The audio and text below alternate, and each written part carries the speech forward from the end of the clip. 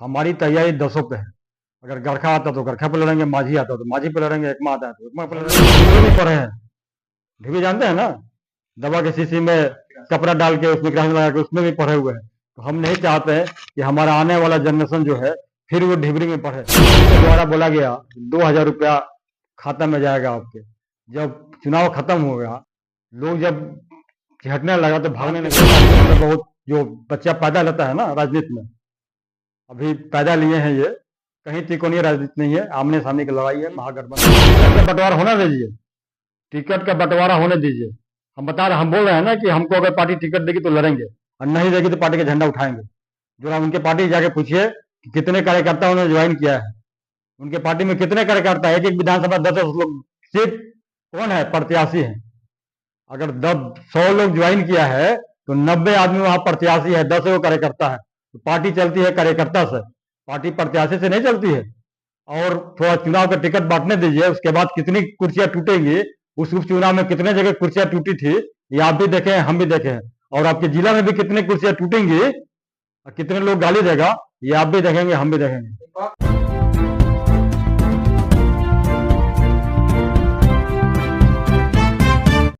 हमारे साथ लोजपा और रामविलास पासवान सारण के जिला अध्यक्ष दीपक कुमार सिंह जी हैं। सर, जिस तरीके से आप लोग की तैयारी 243 सीट पर चल रही है विधानसभा को लेकर, खास अगर बात की जाए सारण के माझी विधानसभा के आपके नामों पर काफी चर्चा हो रही है। क्या लग रहा है कि पार्टी यहाँ से दावेदारी कर सकती है या पार्टी के सिंबल यहाँ पर आपके नाम पर मोहर लग सकती है?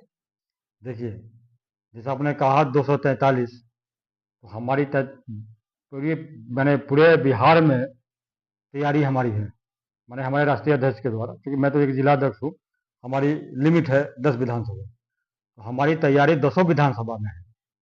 लेकिन हमारे पार्टी के कार्यकर्ता जो हैं, पार्टी के हमारे पार्टी के परिवार के जो सदस्य हैं, उनकी मांग है कि एक सीट हमको मिलना चाहिए। ऐसे भी कहीं ना कहीं सीट मिलेगा जिला में हम लोग को, लेकिन तैयारी हमारी 10 विधानसभा पे है।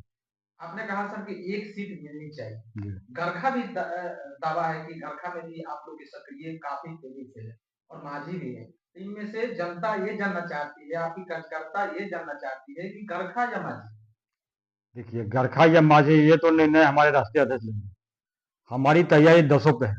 अगर गरखा आता तो गरखा पे लड़ेंगे, माझी आता तो माझी पे लड़ेंगे, एकमा आता है तो एकमा पे लड़ेंगे, नहीं आता है तो जो एनडीए का साथी होगा। क्योंकि हमारे नेता का विजन भी है मिशन 2025-225।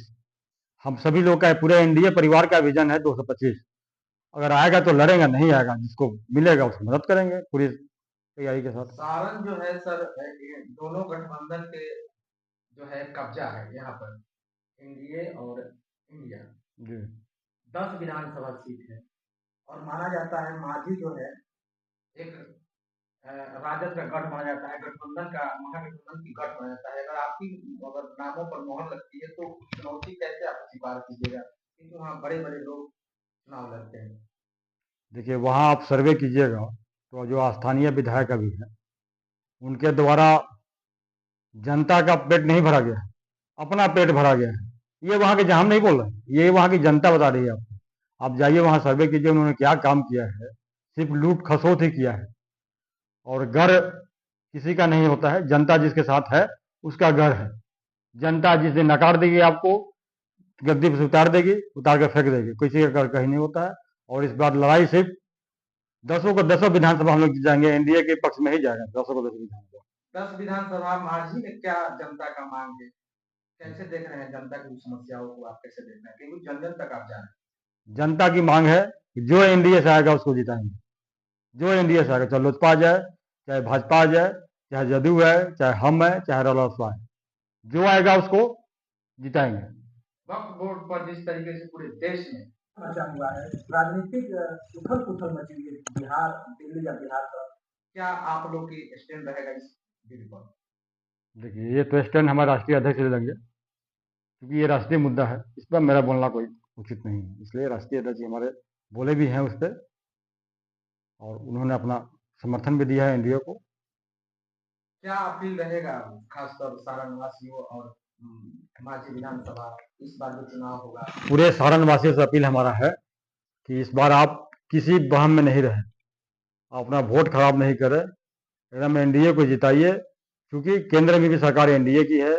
और 20 साल में जो विकास हुआ है, आप वोट डालने के पहले एक बार 20 साल पहले का नज़ारा आप याद कर लीजिएगा कि 20 साल पहले क्या था, 20 साल पहले क्या था और आज क्या है। हम कल एक गांव में गए थे, बहुत अंदर गांव में, तरिया गांव में गए थे, बहुत अंदर। मैंने लग रहा था कि शहर भी फेल था, शहर भी फेल था, पूरा चकाचक रोशनी से। तो हम लोग ढिबरी में पड़े हैं।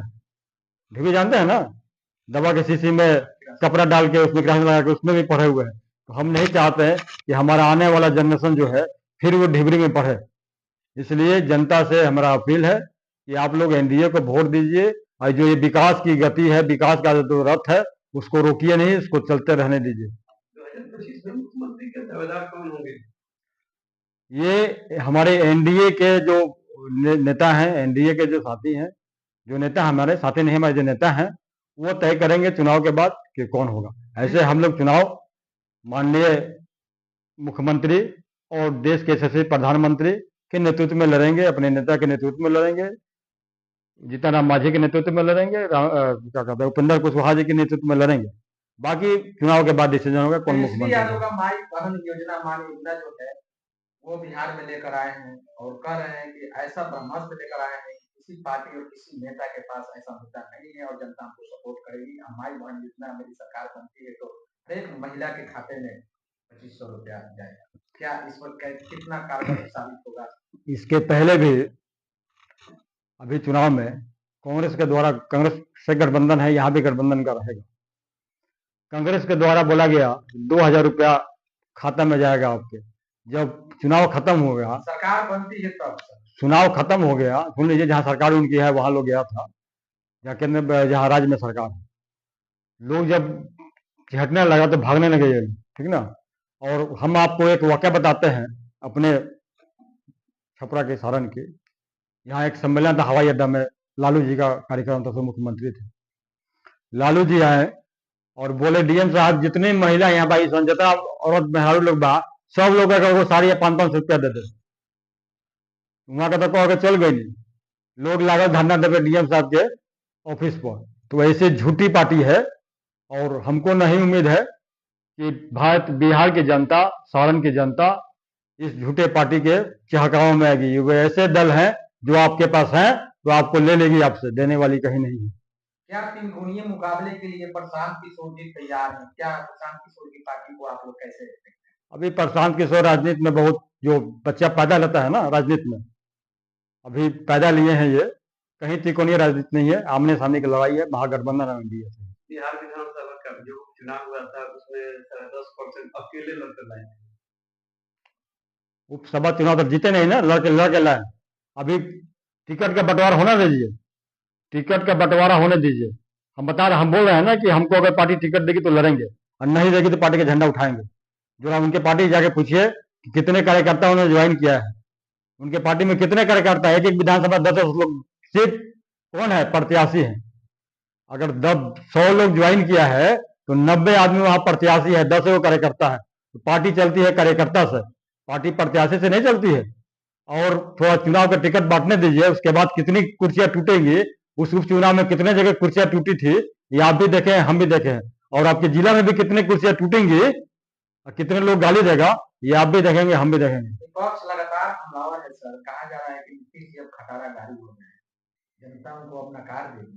इस तरीके से राष्ट्रगाना पर हो या इस तरीके से उनका एक प्रकार के हाँ जो शरीर से होता है, उनको गतिविधि जो है मेंटली रूप से डिस्टर्ब होने का डिस्टर्ब कहा जा रहा है। प्रशांत किशोर जी बयान भी दिए हैं सर कि नीतीश जी का एक जो है दिमागी हालत खराब है, उनको एक मेडिकल जांच होनी चाहिए, इस पर उनको सरकार को देनी चाहिए। क्या लगता है?